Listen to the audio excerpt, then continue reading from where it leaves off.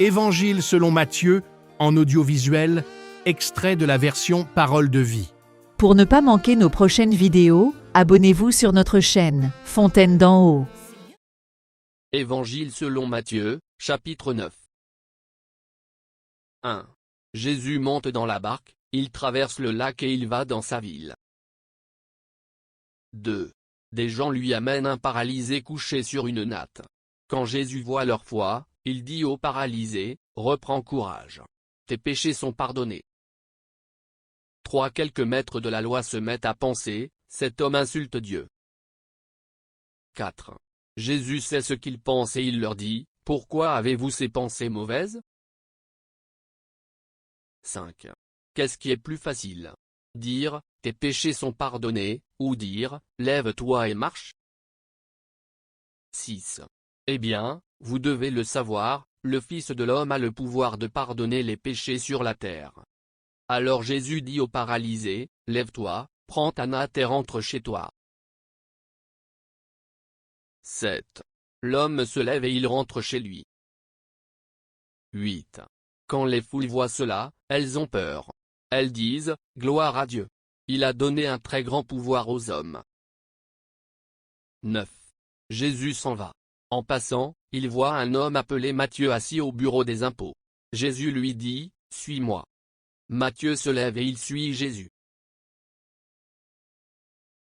10. Ensuite, Jésus prend un repas dans la maison de Matthieu. Beaucoup d'employés des impôts et de pécheurs viennent manger avec Jésus et ses disciples. 11. En voyant cela, les pharisiens disent aux disciples de Jésus, « Votre maître mange avec les employés des impôts et avec les pécheurs. Pourquoi donc ?»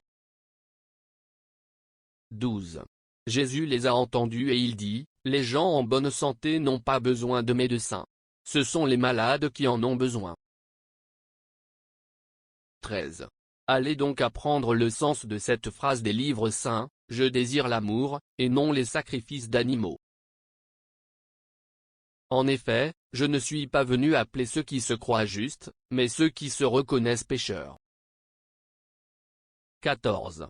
Alors les disciples de Jean-Baptiste s'approchent de Jésus et lui disent, « Les pharisiens et nous-mêmes, nous jeûnons souvent.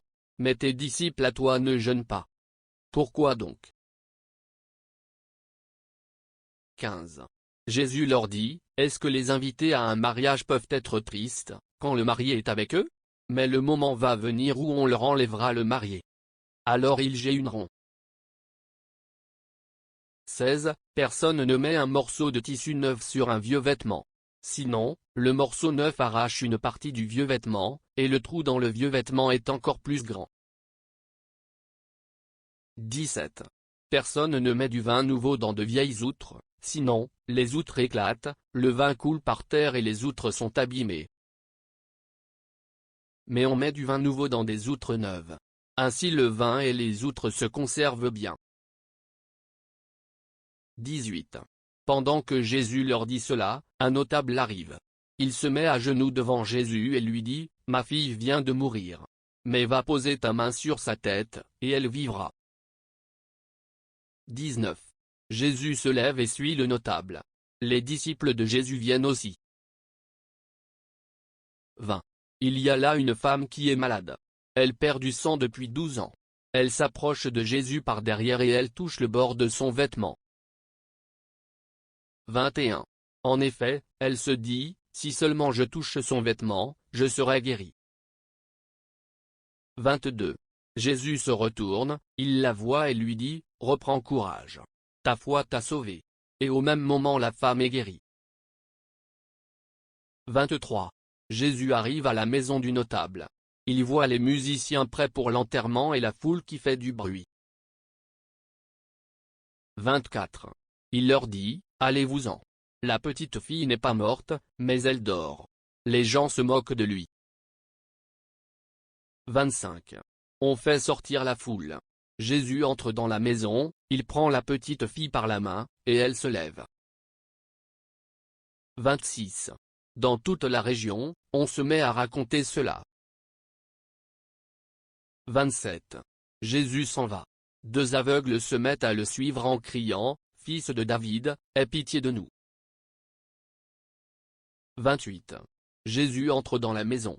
Les aveugles s'approchent de lui, et Jésus leur dit, « Est-ce que vous croyez que je peux faire cela ?» Ils lui répondent, « Oui, Seigneur. » 29. Alors Jésus touche leurs yeux en disant, « Que les choses se passent pour vous comme vous avez cru. » 30. Leurs yeux sont guéris. Jésus leur parle sévèrement en disant, « Attention. Personne ne doit le savoir. » 31. Mais quand les aveugles sont sortis, ils parlent de Jésus dans toute la région. 32. Au moment où les aveugles sortent, on amène à Jésus un homme qui est muet, à cause d'un esprit mauvais. 33. Jésus chasse l'esprit mauvais, et le muet se met à parler. Les foules sont très étonnées et elles disent, « On n'a jamais vu cela en Israël. » 34. Mais les pharisiens disent, « C'est le chef des esprits mauvais qui donne à Jésus le pouvoir de chasser ces esprits. » 35. Jésus passe dans toutes les villes et dans tous les villages. Il enseigne dans les maisons de prière juives, il annonce la bonne nouvelle du royaume. Il guérit toutes les maladies et toutes les douleurs. 36. Jésus voit les foules et son cœur est plein de pitié. En effet, les gens sont fatigués et découragés, comme des moutons qui n'ont pas de berger. 37. Alors Jésus dit à ses disciples, « Il y a une grande récolte à faire, mais les ouvriers ne sont pas assez nombreux. » 38.